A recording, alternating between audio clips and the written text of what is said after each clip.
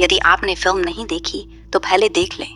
निर्देशक विजय मौर्य की यह फिल्म फरहान अख्तर और दीपिका पादुकोण के शानदार अभिनय से सजी है, जो मानसिक स्वास्थ्य की गहराइयों को छूती है।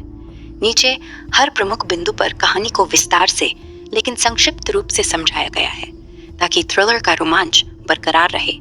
प्रमुख किरदार का परिचय। कार्तिक नारायण की टूटती दुनिया।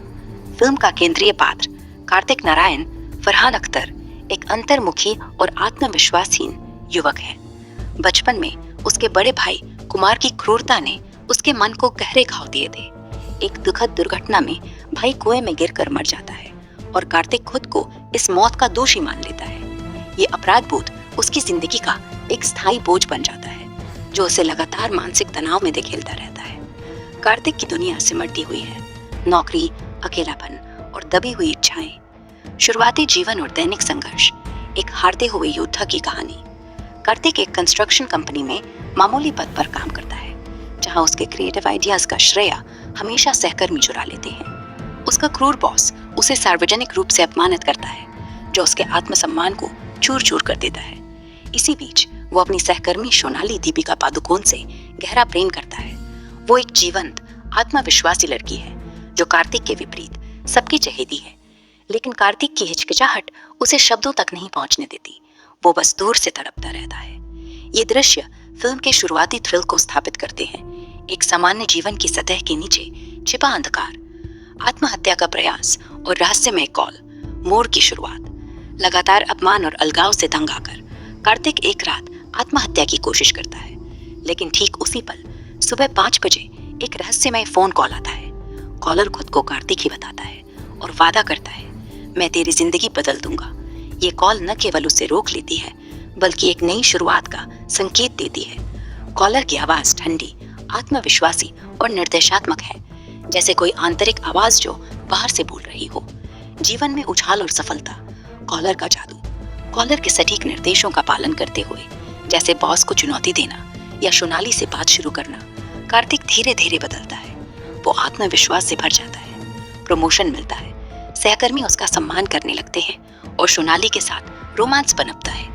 कॉलर की एकमात्र शर्त, इन कॉल्स के बारे में किसी को मत बताना। ये दृश्य फिल्म का हाई पॉइंट है। दर्शक के साथ कार्तिक की खुशी में शरीक होते हैं, लेकिन एक हल्की सी बेचैनी बनी रहती है। क्या ये वाकई चमत्कार है?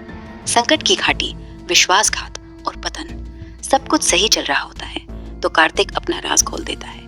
अपने थेरेपिस्ट और सोनाली को कॉल्स के बारे में बता देता है। कॉलर गुस्से से फट पड़ता है, तूने मेरी बात तोड़ी। अब कॉल्स धमकियां बन जाती हैं। कार्तिक की दुनिया उलट जाती है। नौकरी छूट जाती है। सोनाली डर कर दूर हो जाती है और पुराने घाव फिर से हरे हो जाते हैं। यहाँ फिल्म का थ्रिलर एलिमेंट चरम पर पहुंचता है। कॉलर कौन है?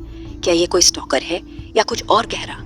भागने की व्यर्थ कोशिश, छिपने की लड़ाई। टूट चुके कार्तिक का एकमात्र सहारा भागना है। वो एक अज्ञात शहर चला जाता है, सस्ते होटल में छिपता है और फोन तक बंद कर देता है, लेकिन कॉलर का पीछा रुकता नहीं। वो हर जगह पहुंच जाता है। ये भागम भाग वाले सीक्वेंस सस्पेंस से भरपूर हैं, जहां दर्शक कार्तिक के डर को महसूस करता है। क्या कोई बच सकता है अपनी छाया से? असली सच्चाई का खुलासा, मनोवैज्ञानिक ट्विस्ट, मनोचिकित्सक की जांच से भयानक सत्य सामने आता है। कार्तिक को स्किज़ोफ्रेनिया और डिसोसिएटिव आइडेंटिटी डिसऑर्डर है। सभी रहस्यमय कॉल्स दरअसल कार्तिक की अपनी रिकॉर्डिंग्स थी। रातों में सोते हुए उसकी दूसरी पर्सनालिटी भाई कुमार की छाया जैसी सलाहें रिकॉर्ड करती, जो सुबह 5 बजे ऑटो प्ले होती। ये ट्विस्ट फिल्म का दिल है। ये दिखाता है कि बाहरी खतरा अंदर ही छिपा था। अंतिम मोड़ और समाधान, आशा की किरण। सच्चाई से टूटकर कार्तिक फिर आत्महत्या की कोशिश करता है, लेकिन सोनाली समय पर पहुंचकर उसे बचा लेती है। थेरेपिस्ट की मदद से दवाओं और थेरेपी का सफर शुरू होता है। धीरे धीरे कार्तिक अपनी दूसरी हस्ती को काबू में करता है और सामान्य जीवन की ओर लौटता है। अंत खुले सिरे का है।